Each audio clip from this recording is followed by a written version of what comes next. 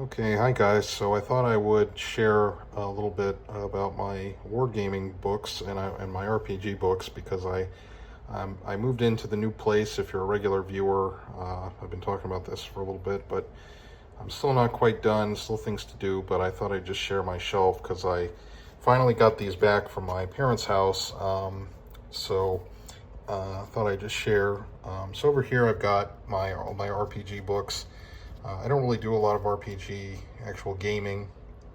I've always wanted to, but I've never found like kind of a consistent group to do it with. But anyway, I've got my 3.5 D&D books. This was the first role-playing game I ever bought. I still like this. Even though I've never really played it, but I think this is a pretty cool system. I did like the art. I know some people don't like the artwork style in this edition of D&D, but I don't know. I think it's fine. Then I later got the Pathfinder rulebook. I got these in middle school. I think I got this when I was starting high school, maybe. I don't remember. And then I have this Pathfinder campaign, like player companion for one particular setting. I think it was like the cheapest one I could get, cheapest like RPG book at the bookstore one day or something when I was, and then I don't have the real Monster Manual. I have the Monster Manual 4. I got this at like a discount bookstore, and I thought it was the full Monster Manual, like the initial book, but and then I was confused when it kept saying, please refer to the Monster Manual, because anyway. And then I have the 5th edition D&D books. I know some people like Joy of Wargaming. He doesn't really like this edition. I actually think this is like okay. It's kind of plain, as a game, but I played it. I ran a campaign briefly, which was not good for other reasons, but as rules, I didn't really mind playing these, to be honest. Then I also have the 5th edition Eberron book. This is, I think, a special edition actually, and I thought this was neat when I bought it, so I would like to run a campaign with this at some point. I would like to get maybe the 3.5 Eberron book at some point if it's not too expensive, and I apologize for the camera work. I remember seeing ads, I think, for the original Eberron setting in, if anyone remembers from the early 2000s, Inquest magazine. I was a kid in elementary school, but I remember seeing the artwork for Eberron, and it was pretty neat. I liked it a lot. It's kind of like the magic is kind of used as technology in the setting, so it's kind of like steampunk, but with magic, I guess, like magic punk, I don't know. Anyway, that's just if you don't know about it, but it's pretty cool. I like it. So it would be fun to do a campaign in that. Then I got my Call of Cthulhu. I have my Call of Cthulhu books. I've talked about Cthulhu on the channel before, so no need to dwell on that. That's kind of more recent. I'm hoping I can get some of the other ones, like maybe a campaign book, but all right, anyway, if you're here for war games, I do have some ancient stuff, not a ton. I have the SPQR rule book. I got this in the starter set you can buy from Warlord for this system. I've never played it. It's a skirmish system. And I have the mini Hail Caesar rule book. I don't know if I'll ever play Hail Caesar, but it is kind of nice to. I think sometimes it's nice to have these mini rule books as like a reference. Then I have Pike and Shot. Of course, we've covered that on the channel. My opinion on this has changed, I think, a little bit. I'm not really as sold on it as I used to be, or maybe even as a kind of generic set of rules, because in terms of, the Pike and Shot period, it just doesn't really simulate the way those movement units moved and behaved tactically to my satisfaction. And also the artillery is made way too weak, and I think that's based on some either outdated research or what I think is a common pitfall of Pike and Shot rules is they will take stuff about the English Civil War specifically, and then say, okay, and then all artillery in this period was not effective or had limited range, which is really not the case. Anyway, okay. Then I also have, I bought this is for black powder, but I bought this because it has some orders of battle for in a scenario for one of Prince Eugene of Savoy's campaigns against the Ottomans. I may use that at some point. Maybe I could get something out of it, but I'm not really as big on the Warlord rules as I used to be. I think if I was going to play Warlord, it'd probably be with people that, were not used to war games.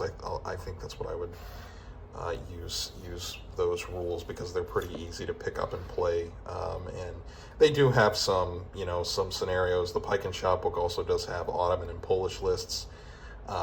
Even if, I have my kind of nitpicks with them, but I've got Pikeman's Lament. I've played this on the channel a bunch of times. Again, it's pretty light, but it's a nice set of skirmish, like company level rules. It's not super strict with, basing or things like that. I do think that the kind of command system makes this fun to solo game, but also I think, it'd be fun for playing with multiple people. I have played this with my brother. Yeah, we played this one, and it's fun. And this one, I have to say, I think even for a pretty simple set of rules, it does do a decent job at giving you kind of an idea of smaller scale pike and shot battles. Even though it doesn't really simulate like a tercio or something like that, but for a company kind of sized battle, these are perfectly fine. I would. I've gamed these, to do kind of Ottoman Habsburg border skirmishes and things like that, which is where these rules really excel, that kind of scenario, I think. Oh, Field of Glory Renaissance. This set of rules I have never really figured out. And maybe that's just me expressing my limited capability, but it seems there's a lot of moving parts to this set of rules. I may try to sit down and read it again and try and figure it out. Now, the other problem is the printed army list books for this I don't think are still in print. Oddly enough, you can get them on Steam. I think someone in the comments mentioned that, or I found that somewhere. I found a link to that. So you can buy the PDFs of the army lists over Steam, because there is, I think, a computer version of this you can get. I played the computer version. I think Medieval. It's okay. It's not for me, but if you want to try it out, I'd prefer to just play with miniatures. But So I honestly don't know if this is a good set of rules or a bad set of rules, because it's just too much for me to process, frankly, and maybe that is just a sign of my intelligence and reading comprehension. Now I have my printout rules, so I have a few. These are PDFs. This is the Sharp Practice campaign guide, which someone on the channel suggested is good for generic kind of wargame campaigns for any kind of system, and I agree. I think there's a lot of good stuff in here to take from, so that's why I got it, even though I've never actually played Sharp Practice. Again, I apologize for the camera work. I hope this isn't making anyone seasick. The next one, I have some other things in here. This is Baroque. We've talked about that here before. And then I've got some other miscellaneous papers in here, other kind of rules and army lists. Just put that up here for now. And then this one I made the community post about. So for the longest time, I thought I had Maurice, which is another set of 18th century rules by Sam Mustafa. But in fact, I have Might and Reason. This was originally published 2008. I'm going to do a more in-depth review of this soon, and probably try to get it on the table, because I discovered a kind of a community-made supplement for doing late 17th, early 18th century Ottoman and Persian stuff. So I may try to do a review of that and the supplements.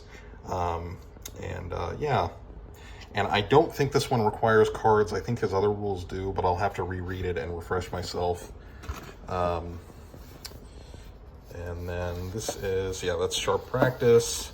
And then this isn't really rules, but I did put my GDA 2 reference sheet here, so when I do buy the rule book, I can just put it next to that.